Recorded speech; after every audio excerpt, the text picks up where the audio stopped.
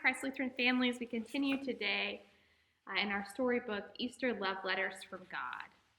I invite the families at home to open in your Bibles and read from the Gospel of John, the 19th chapter, verses 38 through 42. Again, it's the Gospel of John, the 19th chapter, 38 through 42. I'm going to show you all this great illustration before I begin reading. See the cross down here and two friends of God carrying Jesus' body and a picture of the tomb, the cave where Jesus' body was put to rest, where his body was buried. The title of the chapter is The Quiet Cave. Jesus had died. Joseph and Nicodemus were sad. They carefully took Jesus' body down from the cross. They cleaned him.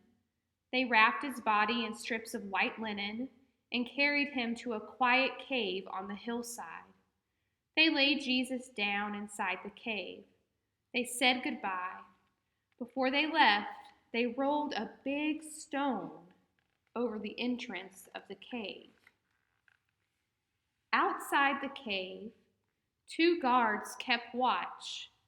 The big heavy stone was sealed in place, and for 3 whole days all was still.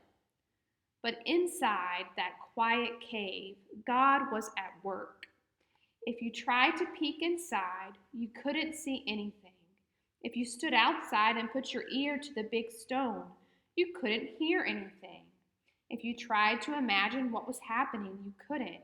But inside, God was doing something utterly amazing, something only God could do.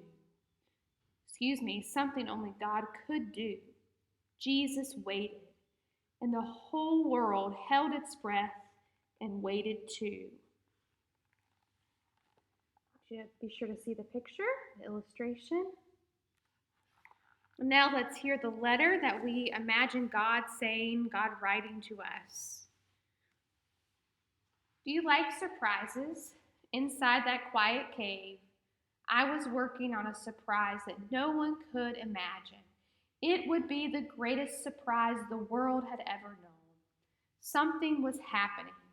Jesus was going to rise again, to be alive, to have new life.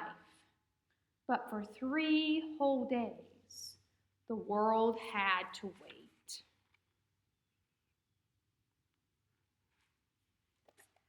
I invite you today, after you read this story in the Bible with your families, encourage you also to take some time and do the worship at home activity.